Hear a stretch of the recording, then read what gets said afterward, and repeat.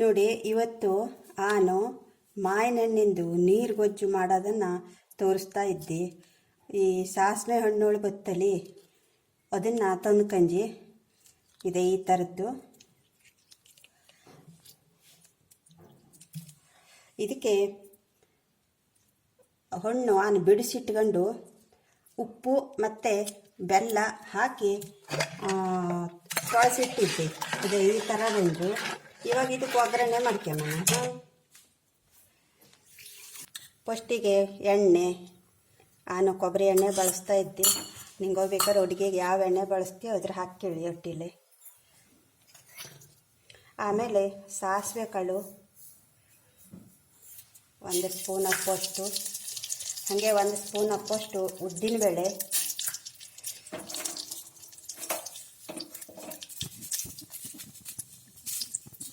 ಹಾಗೆ 2 ಬ್ಯಾಡಿಗೆ ಮೆಣಸು ತಗಂಜಿ. ಖಾರಕ್ಕೆ ಹೇಳಿ ನಾನು ಇಲ್ಲಿ ಹಸಿಮೆಣಸು ಬೆಳ್ಳುಳ್ಳಿ ಪೇಸ್ಟ್ ಮಾಡಿಟ್ಕಂಜಿ ಅದ್ರ ಹಾಕ್ಯತ್ತಾ ಇದ್ದಿ.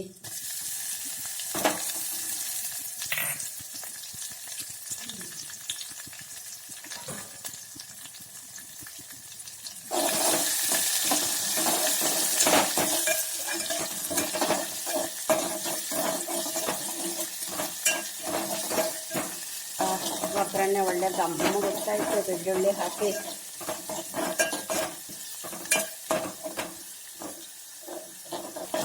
ಇದಕ್ಕೆ ಶುಂಠಿ ಎಲ್ಲ ಹಾಕ್ಕೊಳ್ಳೋದ, ಮತ್ತು ಹಸಿಮೆಣಸು ಬೆಳ್ಳುಳ್ಳಿ ಮಾತ್ರ ಪೇಸ್ಟ್ ಮಾಡಿ ಇಟ್ಕೊಳ್ಳೋವು.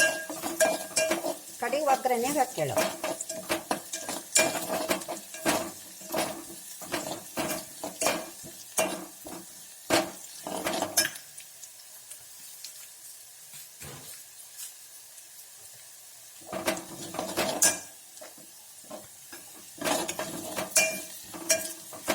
ಈಗ ಇವಾಗ 2 ಬ್ಯಾಡಿಗೆ ಮೆಣಸು ಪೀಸ್ ಮಾಡಿ ಇಟ್ಕೊಂಡಿದ್ದು ಹಾಕ್ತಾ ಇದ್ದಿ. ಜೊತೆಲಿ 1 ಚಮಚ ಎಳ್ಳು,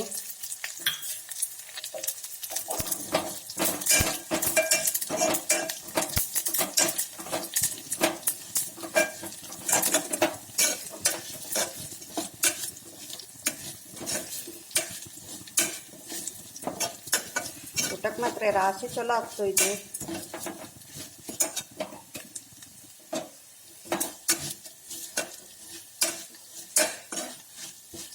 ಮಾವಿನ ಹಣ್ಣು ರಾಶಿ ಸಿಹಿ ಇರ್ಲಾಕ ಸ್ವಲ್ಪ ಹುಳಿ ಇದ್ದರೆ ಹುಳಿ ಹಣ್ಣು ಚಲೋ ಆಗ್ತದೆ. ಇದು ಒಗ್ಗರಣೆ ರೆಡಿಯಾಗಿ ಇವಾಗ ಇದಕ್ಕೆ ಹಾಕ್ತಾ ಇದ್ದೆ ನಾನು.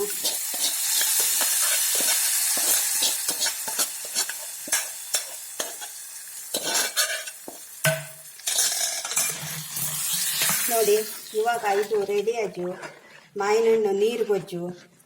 ಈ ವಿಡಿಯೋ ನಿಮಗೆ ಇಷ್ಟವಾದಲ್ಲಿ ಲೈಕ್, ಶೇರ್, ಕಮೆಂಟ್ ಮಾಡಿ. ಹಾಗೂ ಗೌರಿ ಹೆಗಡೆ ಯೂಟ್ಯೂಬ್ ಚಾನಲಿಗೆ ಸಬ್ಸ್ಕ್ರೈಬ್ ಮಾಡಿ ನೋಡಿ. ತುಂಬ ಚೆನ್ನಾಗಿತ್ತು. ಧನ್ಯವಾದಗಳು.